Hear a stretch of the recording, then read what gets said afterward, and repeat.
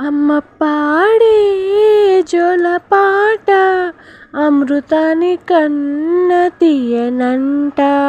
మన అమ్మ పాడే లాలిపాట తేనెలూరి పారే ఏరులంట. నిండు జాబిలి చూపించి రెండు బుగ్గలు గిల్లేసి, నిండు జాబిలి చూపించి గోటితో బుగ్గను గిల్లేసి, ముగ్గును పెట్టి ఊయలలోపే అమ్మలాలనా. ఊపిరి పోసే నూరేళ్ళ నిండు దీవెనా. అమ్మ పాడే లాలిపాట అమృతాని కన్న తీయనంట.